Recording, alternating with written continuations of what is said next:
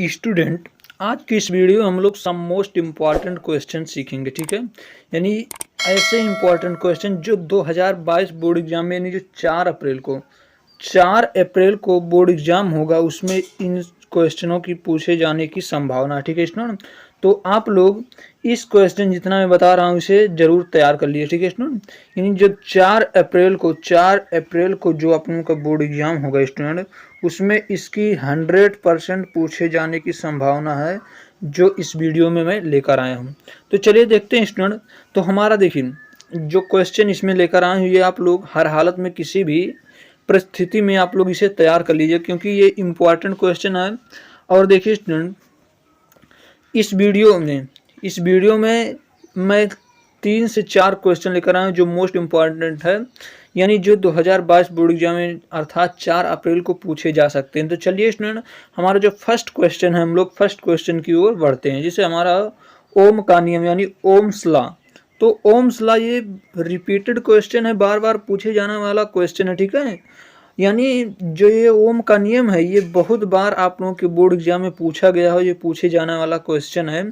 तो हम लोग देखते हैं कि ओम्स लॉ क्या है। जो ओम्स लॉ ये क्या है, देखिए ओम के नियमानुसार, ओम का नियम आप लोग जानते हैं, V बराबर आई आर। ये बहुत पहले से आप लोग पढ़ते चले आए हैं, आप लोगों को पता भी होगा कि ओम का नियम क्या है, लेकिन आप लोगों को पता है फिर भी आप लोग इसे एक बार और देख लीजिए, दोहरा लीजिए, ताकि कंफर्म हो जाए, क्लियर हो जाए। ठीक है, चलिए हम लोग देखते हैं जो ओम का नियम है वो क्या है स्टूडेंट।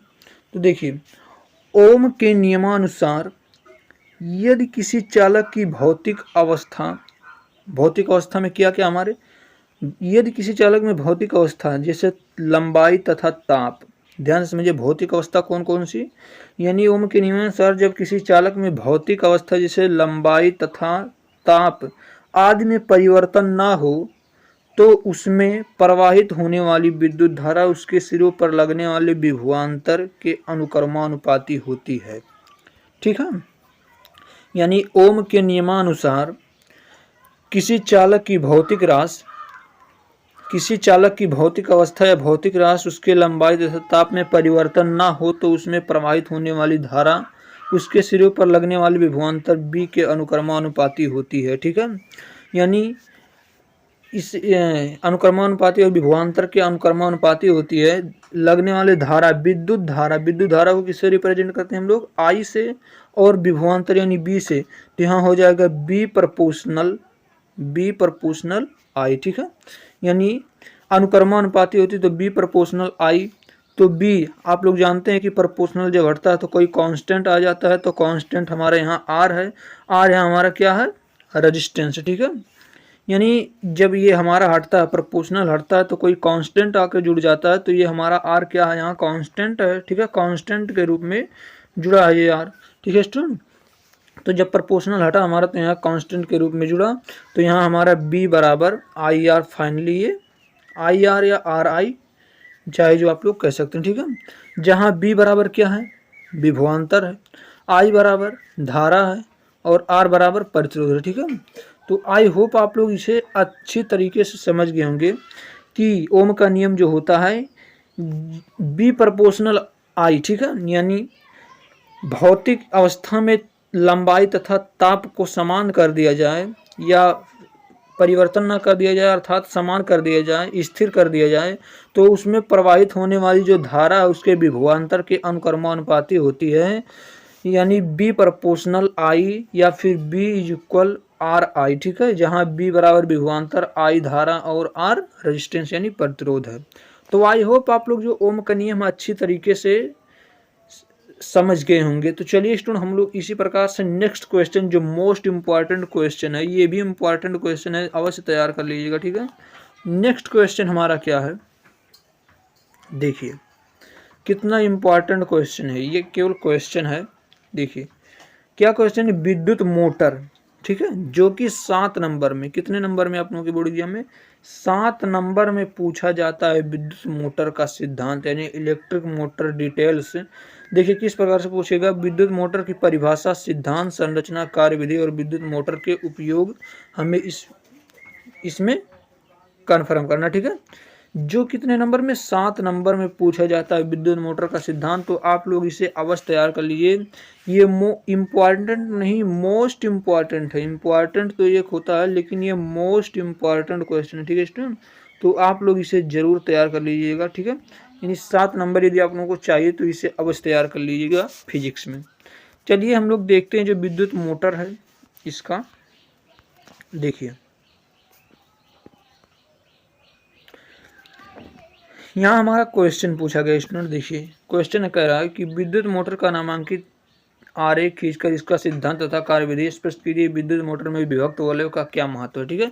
सेम इसी प्रकार से पूछेगा जो कि हमारा 7 नंबर में पूछा जाएगा, ठीक है स्टूडेंट। तो यदि आप लोग इसे लिख देते हैं तो 7 नंबर आप लोगों का पक्का हो जाएगा। तो चलिए हम लोग देखते हैं। पहले हमारा यहाँ विद्युत मोटर का आरेख देख लें। देखिए ऊपर हमारा दिखाई दे रहा है विद्युत मोटर का आरेख है। ये विद्युत मोटर का आरेख आकृति में दर्शाया गया है। देखिए 1-2 बार आप लोग बनाने का प्रैक्टिस करेंगे तो आप लोगों से विद्युत मोटर जो है ये बन जाएगा आसानी से, ज़्यादा कठिन नहीं है, इजी है, ठीक है। देखिए स्टूडेंट आप लोग इसे देख सकते हैं, ये है विद्युत मोटर। इस प्रकार से आप लोग इसे बनाएंगे तो आप लोगों से बनने लगेगा, ज़्यादा कठिन नहीं, ठीक है। यहाँ सेल लगा है, यानी इसी से भी हम लोग अपना जो परिभाषा उसे भी कन्फर्म करेंगे। तो चलिए हम लोग देखते हैं स्टूडेंट सिद्धांत। यहाँ हम लोग देखेंगे क्या सिद्धांत जो हमारा यानी प्रिंसिपल कहते हैं। सिद्धांत: किसी धारावाही चालक को किसी चुंबकीय क्षेत्र के लंबवत दिशा में रखने पर वह चालक के यांत्रिक बल का अनुभव करता है। इस बल के कारण चालक बल की दिशा में घूर्णन करता है। विद्युत धारावाही चालक पर आरोपित बल की दिशा फ्लेमिंग के वामहस्त के नियम से ज्ञात करते हैं। यानी इसका सिद्धांत यह है। फिर से आप लोग इसका सिद्धांत देखिए क्या है। कह रहा है कि किसी धारावाही चालक को किसी चुंबकीय क्षेत्र के लंबवत दिशा में रखने पर वह चालक यांत्रिक बल का अनुभव करता है। इस बल के कारण चालक बल की दिशा में घूर्णन करता है। धारावाही चालक पर आरोपित बल दिशा फ्लेमिंग के वामहस्त के नियम से ज्ञात करते हैं, ठीक है। इतना आप लोग लिख देते हैं तो इसका जो सिद्धांत है वो यहाँ पर कंप्लीट हो गया। अब हम लोग कार्यविधि देखेंगे, ठीक है। कार्यविधि इसका क्या है। देखिए कह रहा है कि चित्र में दर्शाए अनुसार विद्युत धारा चालक ब्रश यक्ष से होते हुए कुंडली ABC में प्रवेश करती है। अब देखिए हमें चित्र की जरूरत पड़ रहा है, ठीक है। प्रवेश करते तथा चालक ब्रश Y से होते हुए बैटरी के दूसरे टर्मिनल में वापस आ जाता है। यानी ये इसकी कार्यविधि है।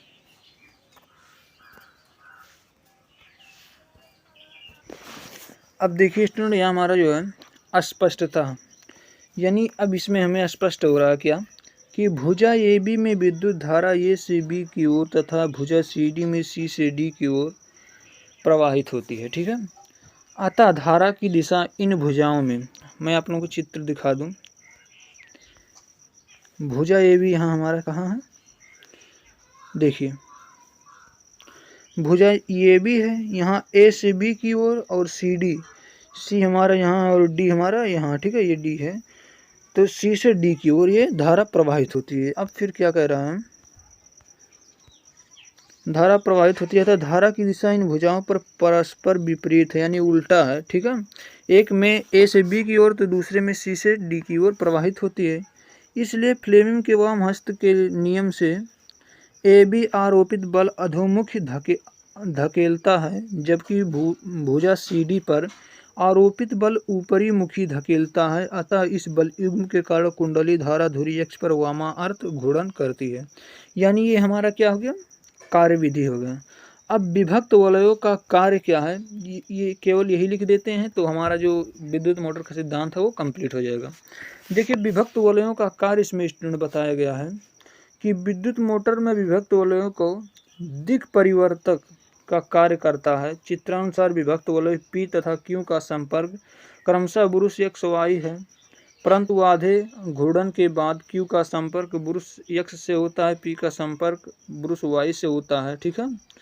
जिसके फलस्वरूप कुंडली में धारा उत्क्रमित होकर पथ DCBA के अनुदिश प्रवाहित होती है। फ्लेमिंग के नियम से अब भुजा AB पर ऊपरी मुखी तथा भुजा CD पर अधोमुखी बल लगता है, जिसके कारण कुंडली तथा धुरी उस दिशा में अब आधा घूर्णन और पूरा कर लेती है तथा प्रत्येक आधे घूर्णन के बाद धारा के उत्क्रमित होने का क्रम दोहराता रहता है, जिसके कारण कुंडली धारा धुरी अक्ष से घूर्णन करने लगती है या घूर्णन करते हैं। ठीक है स्टूडेंट, तो आई होप आप लोग जो ये विद्युत मोटर का सिद्धांत है 7 नंबर का, ये समझ गए होंगे।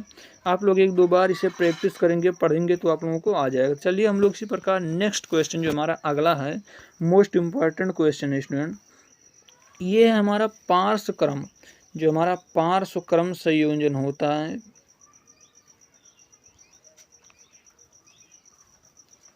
देखिए पार्श्व क्रम संयोजन में जो हमारा r का 1/r is equal 1/r1 plus 1/r2 होता है, इसे हमें सत्यापन करना रहता है, सिद्ध करना रहता है। तो इस वीडियो में यानी जो ये नेक्स्ट क्वेश्चन है यही क्वेश्चन है। देखिए पहले हमारा ये धारा बना, ठीक है, कुंडली है, ये कुंडली है, यानी आप लोग देख सकते हैं इसमें, ठीक है। अब हम लोग किस प्रकार से इसे सत्यापन करेंगे, देखिए ये चित्र है, चित्र इसी प्रकार से बनेगा, देख लीजिए। देखिए स्टूडेंट, यहाँ हम लोग, हमारा यहाँ चित्र है, देख लीजिए। अब इसमें हम लोग क्या करेंगे, देखिए I बराबर I1 plus I2 plus I3 है, ठीक है। माना प्रतिरोधकों के पार्श्व संयोजन का समतुल्य प्रतिरोध R है, तो ओम का नियम होता है, अभी मैंने आप लोगों को बताया, I बराबर B/R, ठीक है। इस इक्वेशन 1 मान लिया, ठीक है, यानी समीकरण 1 इसे मान लिया। तो प्रत्येक प्रतिरोध पर ओम का नियम लागू करने पर, यानी प्रत्येक प्रतिरोध पर ओम का नियम लागू करने पर, जैसे यहाँ I बराबर था तो I बराबर इसे रख दिए, ठीक है। तो I1 के स्थान पे हो जाएगा B/R1, I2 के स्थान में B/R2, यानी इसमें जो विभवांतर होता है वो समान होता है, ठीक है। तो विभवांतर इसमें सभी में समान रहेगा। अब तीनों प्रतिरोधों को जोड़ने पर, देखिए तीनों प्रतिरोधों को जोड़ देंगे स्टूडेंट, देखिए यहाँ पर तीनों प्रतिरोधों को जोड़ने पर तो I1 plus I2 plus I3 is equal B1/R1 plus B/R2 plus B/R3, ठीक है। इसके बाद इसमें I हो जाएगा I1 प्लस I2, यहाँ माना है हमने I1 plus I2 plus I3 के स्थान पे I यहाँ हम लोग लिख सकते हैं, ठीक है। तो I हो जाएगा यहाँ, उसके बाद यहाँ B कॉमन ले लेंगे तो B/R1/R2 plus 1/R2 plus 1/R3 हो जाएगा, ठीक है। उसके बाद फिर देखिए समीकरण 1 व 2 से, समीकरण 1 व 2 से, तो समीकरण I बराबर हमारा क्या है, B/R है, ठीक है, B/R है ऊपर समीकरण 1, यहाँ देखिए। तो I के स्थान पे हम लोग B/R को रख देंगे, ठीक है। उसके बाद यहाँ B/R1 plus 1/R2 plus 1/R3 था, तो ये B से B कट जाएगा, ठीक है। B से B कटेगा तो ऊपर हमारा बच जाएगा, यहाँ देखिए ये B से B जब कट जाएगा यहाँ से, तो 1/R बराबर 1/R1 plus 1/R2 plus 1/R3, यानी यही जो है हमें यही सिद्ध करके लाना था। तो हमारा क्या हो जाएगा, प्रूव्ड हो जाएगा स्टूडेंट। ये देखिए ये जो आता है ये भी आप लोगों का 7 नंबर से कम नहीं पूछेगा, 6 से लेकर 7 नंबर के बीच में ये भी सिद्ध करने वाला ही पूछता है, जो कि इम्पॉर्टेंट है। तो आई होप आप लोग समझ गए होंगे जो ये यानी इस वीडियो का क्वेश्चन था वो कितना इम्पॉर्टेंट था, ठीक है स्टूडेंट। तो आई होप आप लोग समझ गए होंगे स्टूडेंट कि ये इम्पॉर्टेंट क्वेश्चन था, आप लोग इसे अवश्य तैयार कर लीजिए, यानी 100% गारंटी है कि ऐसे क्वेश्चन आप लोगों के बोर्ड एग्जाम में आ सकते हैं। तो आई होप स्टूडेंट आप लोगों को ये वीडियो अच्छी लगी, तो स्टूडेंट यदि आप लोगों को मेरी वीडियो अच्छी लगती है तो चैनल को सब्सक्राइब जरूर कीजिए। तो चलिए स्टूडेंट आज के लिए इतना ही, मिलते हैं नेक्स्ट वीडियो में, तब तक के लिए धन्यवाद, थैंक यू।